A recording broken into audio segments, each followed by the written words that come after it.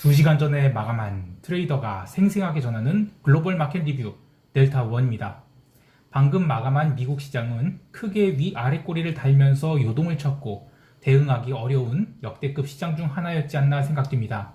반면 한국 시장은 나름 정석대로 바닥 다지기를 하였는데 슈퍼개미 풋옵션 300억 매수분이 오늘 손실로 청산되기도 하였습니다. 시장을 어떻게 봐야 할지 아시아 세션부터 갑니다. 코스피 시장은 전일 숏 커버링으로 당겨놓은 것을 갭 다운 출발시켰는데 마이너스 1.94%의 갭 다운이 나왔으니 사실상 할 일이 없어진 것입니다. 갭 다운이 만약에 1%선에 그러니까 365선에 걸쳐서 나왔다면 시가부터 선물 매도를 강하게 칠 텐데 너무 어중간하게 출발을 시켰죠. 개장 초 30분 동안은 외국인들이 선물 매도를 5천억가량 매도를 하면서 시장을 아래로 밀려고 했으나 갭 다운 마이너스 2%에 뭐 더 밀리긴 하겠어 하는 심정으로 시장이 버티기 시작했습니다. 시장이 초반 30분 동안 버틴 이유는 오늘 개인이 현물 매수가 상당히 강하게 들어왔는데요. 갭 다운 2%의 현물 매수를 강하게 해버리니까 외국인과 기관이 이 쌍끌이 현물 매도에도 불구하고 시장이 더 이상 밀리지 않았어요. 또 선물 시장에서도 장 초반 외국인이 강력한 선물 매도를 개인이 네이키드 선물 매수로 받았죠. 그리고 또 기타 법인도 선물 매수로 받기 시작했습니다. 이 간만에 기타 법인이 액션에 대해서 이야기를 하는 이유는 오후에 있었던 일시적 급등을 유발한 주체였기 때문인데요. 다시 시황으로 돌아가서 이렇게 개장 초 30분 동안은 팽팽한 힘겨루기가 있었지만 여기서 균형을 깨는 존재가 나타납니다. 바로 지난 2월 3일 목요일에 들어왔던 슈퍼개미가 보유한 풋옵션 300억 원치를 청산하기 시작한 거예요. 9시 30분부터 10시 30분까지 1시간 동안 개인은 풋옵션 360과 362를 각각 3,000계약과 7,000계약가량 청산을 하면서 풋옵션 매도를 230억가량 찍었어요. 풋옵션을 300억치 사서 230억을 청산했으니 70억 원은 손실이 된 거죠. 이렇게 개인이 풋옵션을 시장에서 청산하기 시작하면서 거래 상대방이 되었던 외국인은 풋옵션 매수를 일부는 컨버전 차익거래로 해지를 하고 나머지는 종가 무렵 합성 콜 매수로 전환해서 넘겼는데요. 장중에 이런 대량의 풋옵션 매도가 공급이 되면 시장은 영향을 안 받을 수 없죠. 그래서 오전 10시 30분까지 시장이 인위적인 상승을 한 것입니다. 그런데 오늘 홍콩 시장은 많이 안 좋았습니다. 홍콩 증시 개장 가격도 갭 다운이 그대로 반영되었는데요. 그렇게 12시 16분에 홍콩은 무려 3% 넘게 하락을 하였습니다. 그러면서 외국인들은 선물 매도를 다시 늘리면서 장 마감 직전까지 다시 5천억 넘는 선물 매도를 쌓았는데 개인은 이 풋옵션을 외국인들에게 모두 빼앗긴 뒤 시장이 점점 하락해서 저점 360.60을 기록하게 됩니다. 그렇게 우리 시장은 시가선도 깨고 오전장 저점을 깨서 361선에서 한참을 헤매다가 오후 2시 25분에 시장이 순간적으로 한 3분 동안 급등을 하게 돼요. 이게 왜 일어난 사건인지를 설명해 볼 텐데요. 3프로TV의 그 전일자 마감 시황에서 유한타증권이 박현상 차장은 이 현물을 하는 사람답게 삼성전자가 일시적으로 대량 거래가 생긴 등 이런 관찰은 참 잘했어요. 그런데 이 파생을 잘 모르시는 것 같아요. 그래서 무슨 일인지 알지 못한다 얘기했고 또 그 패널이 아니라 해설자로 나왔던 진행자로 있었던 유진자산운용의 김타 기사는 아마 프로그램 매매 때문에 그런 것이다 라는 이야기를 했어요. 굉장히 잘 추정한 것이죠. 그런데 누가 트리거가 돼서 프로그램 매매가 일어난지는 이 시장을 관찰하지 않았기 때문에 이야기를 하지 못했어요. 주범은 기타 법인이 선물 매도 손절매였습니다. 오늘 기타 법인은 의외의 네이키드 선물 거래를 했어요. 오전장에서는 선물 매수 물타기로 대응을 하다가 11시 40분부터 선물 매수를 손절매하기 시작했고요. 거의 최바닥권에서 선물 매수를 매도로 스위칭해서 선물 순매도 한 900억 가량을 들고 있게 됩니다. 그런데 점심 이후 시장은 더 이상 빠지지 않고 조금씩 올라오고 있었어요. 그러면서 베이시스가 점점 좋아지고 있었고 오후 1시 이후에는 프로그램 차익 매수도 조금씩 들어오기 시작했죠.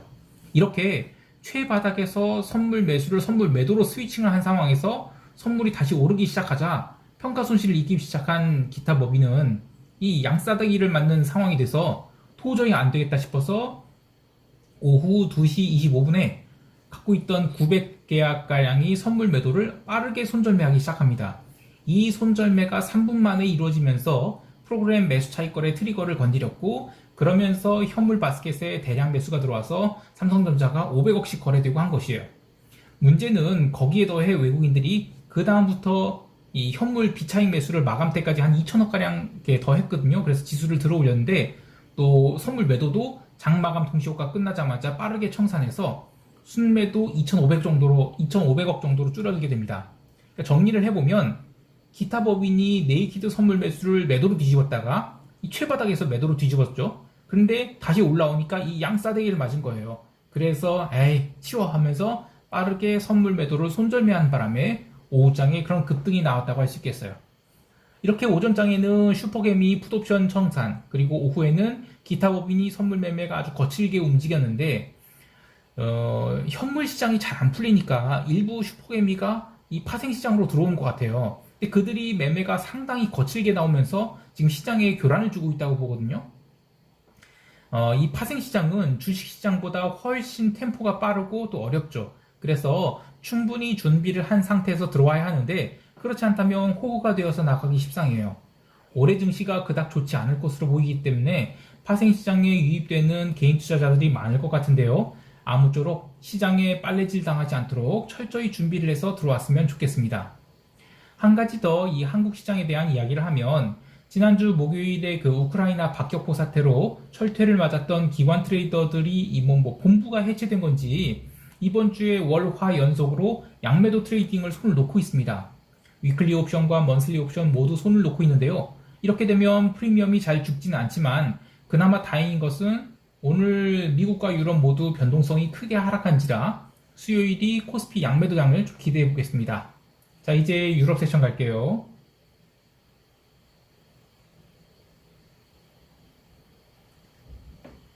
유럽 증시는 현물 기준으로는 마이너스 4%에 가까운 갭 다운이 나왔고, 본장 개장 직전에 독일 국채가 5거래일 연속 상승하는 기염을 도왔는 등 이 장 초반만 해도 분위기가 좋지 않았습니다. 하지만 이 한국 시간 오후 5시 독일 본장 개장 후 바로 저가 매수가 들어오면서 유럽 장기물 국채에 매도가 쏟아지고, 또 구리 같은 원자재도 강세가 되고 유로 강세, 엔화 매도의 그런 리스크 온 현상이 나오면서 미국 세션 오픈할 때까지는 증시가 아주 스트레이트로 급반등을 했습니다. 그런데 시장에서 세 가지 이상한 점이 있었어요. 첫 번째는 증시 반등과 국채 하락이라는 전형적인 리스크 온 상황에서도 유럽 개장 후 1시간 30분 동안은 이 브렌트 기름의 숏 커버링이 들어오면서 무려 99.5달러까지 브렌트 기름이 상승하게 돼요. 이거 참 너무했죠. 다행히 증시가 계속 반등하니까 유가가 점점 밀리기 시작해서 고점 대비 거의 4달러를 밀어버리기도 했는데요. 3월, 4월 텍사스 기름이 월물 교체 작업이 진행 중이라 내일까지는 이런 식의 랜덤 워크가 이어질 가능성이 있겠어요. 또 하나는 골드입니다. 골드는 유럽장 개장 후 장기 채권이 급격하게 밀리면서 리스크 온을 보이자 함께 밀려서 이 8시 53분에 오후 저점 1892.8달러까지 밀리게 되는데요.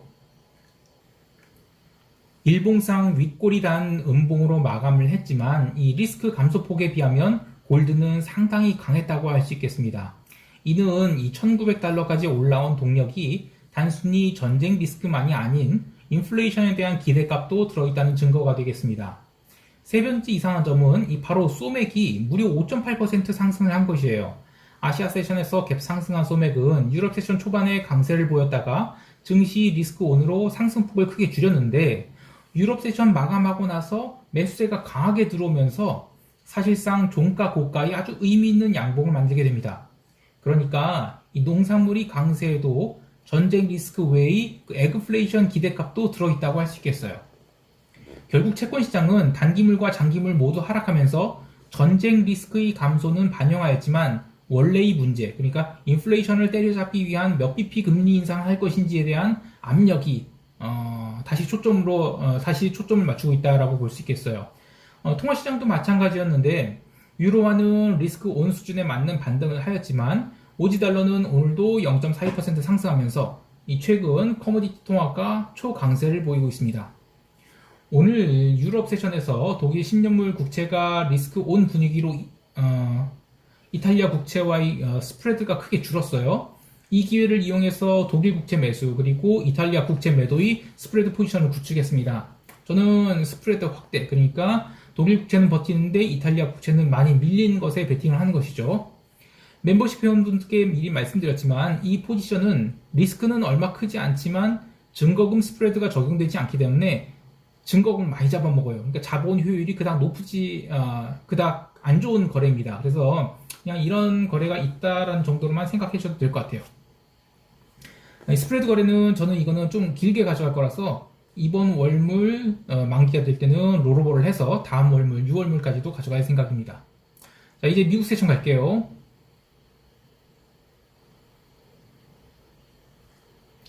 미국 증시는 한숨이 나옵니다. 이 참 땡땡 맞게 요동을 쳤는데요. 아시아 세션에서 한참 바닥을 기었던 미국 지수 선물은 유럽장 개장 후 반등이 시작되고 나서도 어지간히 못 올라왔습니다. 그러다가 저녁 7시 15분부터 이 고가에서 버티던 기름이 밀리자 그 다음부터 미국 지수 선물이 급등을 하기 시작합니다. 그렇게 본장 시작할 때는 이미 아시아 세션에서 기록한 낙폭은 모두 반납한 채 출발하였는데요. 오늘은 이 오전장에 나스닥이 특별히 강했고 다우 종목은 상대적으로 약했습니다. 0시 30분까지 나스닥 지수는 14,000포인트를 두 차례가량 터치를 하고 나서 그 다음부터 밀리기 시작했는데요. 오늘 시장이 어려웠던 점이 바로 0시 30분부터 시작된 하락입니다. 이 나스닥 반등에 14,030포인트 이상에서 매도를 사는 것은 아주 그냥 이상적인 거래였다고 봐요. 그래서 0시 30분 이후에 시장이 유럽 세션 마감 때까지 눌리는 것은 뭐 별일도 아니었습니다. 그런데 그 이후로도 반등 제대로 주지 않고 계속 눌려서 새벽 4시 10분까지 무려 400포인트가량을 스트레이트로 밀게 돼요. 근데 이때 변동성이 고점을 찍었는가 하면 그렇지 않았죠. 즉 변동성이 백워데이션 상태를 유지하면서 시장에서 손절매가 계속 나와서 지수가 눌렸다고 할 수 있겠습니다.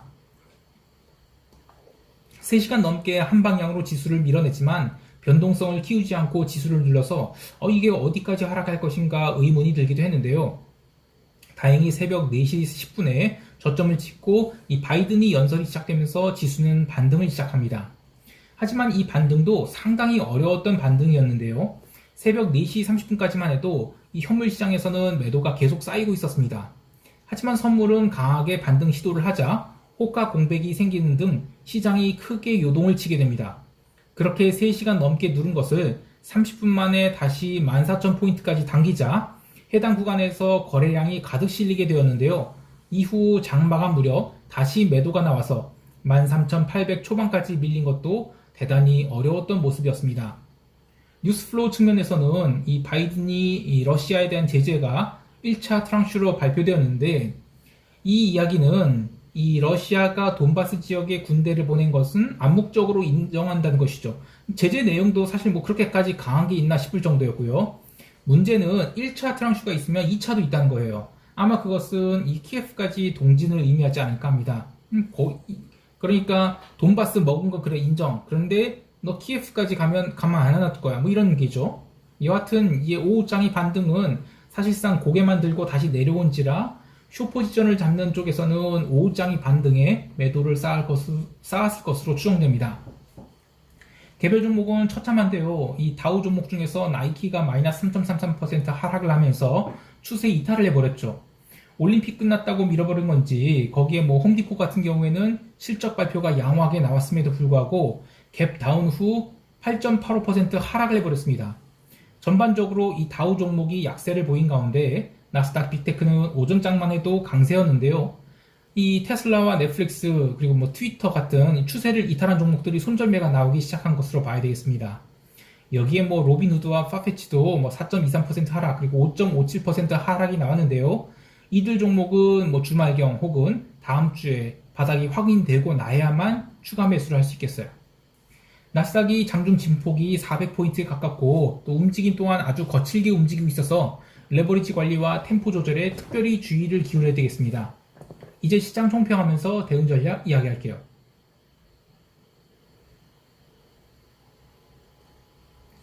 한국 시장은 야간 선물 시장이 365선까지 반등을 했지만 이 기회를 이 선물 매도를 추가할 기회로 삼을 생각입니다. 이제 개인이 풋옵션 미결도 다 풀렸고 방향성은 뭐 어디든지 나올 수 있으나 시장이 추세적인 반등을 하거나 또 갭상승하는 것은 아직은 부족해 보입니다. 다만 이 수요일 한국 시장은 변동성이 감소가 꽤 크게 나올 것으로 보기 때문에 유리한 가격이 아니라면 선물 매도를 하지 않을 생각입니다. 360선 이하에서는 선물 매도를 할 생각이 없고 365선에 근접할 때 선물 매도를 쌓아서 360선 부근에서 청산하는 전략으로 대응할 것이며 기존 양매도 포지션은 변화 없이 그대로 유지할 계획입니다. 해외 시장에 대해서는 시장이 어중간한 위치에 있어서 당장 방향성을 잡기가 어려워 보입니다. 나스닥 14,100 부근에서의 숏 포지션은 여전히 유효하다고 보며 아시아 세션에서의 추격 매도보다는 미국 본장에서 갭 상승이 나왔을 때 매도하는 관점으로 대응하는 것이 좋겠습니다. 그리고 이거는 혹시 IT 업계에 종사하시는 분들이 좀 관심을 갖고 좀 저한테 좀 얘기를 해주셨으면 좋겠는데, 제가 방금 해킹을 당했네요. 너무 어이가 없는데, 제 회사 서버가 있어요. 나스라는 서버가 있는데, 그 자료 좀 들어온 거 좀 정리를 하려고 딱 접속을 했더니 화면에 보시는 것처럼 비트코인 뭐 0.03 비트코인을 달래요. 그리고 파일을 봤더니 전부 다 인크립트 돼 있어요. 야, 이런, 아니 뭐 내가 뭐 여기서 무슨 뭐야 토렌트 이런 것도 안 받고 저는 뭐 이상한 사이트는 아예 가지도 않거든요. 그리고 이 컴퓨터에는 뭐 블룸버그랑 몇 가지밖에 안 깔려 있어요. 야, 뭐 우리 참 어이가 없네, 참. 어떻게 우리 네트워크에, 그리고 네트워크 저도 이중화 쓰거든요. 근데 어떻게 이런 게 나 참 어이가 없어서. 내가 일을 못하는데 큰일 났네요. 어쨌든 간에 이 나스를 해킹 당했는데, 저는 이제 아수스토어란 장비를 쓰는데 뭐 여기 보니까 데드볼트 Your files have been locked by deadbolt 이런 나 참 어이가 없네. 이거 좀 어떻게 해결해야 될지 조금 혹시 정보 있으신 분들 있으면 알려주셨으면 감사하겠습니다. 오늘 하루도 성공 투자하시길 바라고요. 이상 델타원이었습니다. 감사합니다. 이놈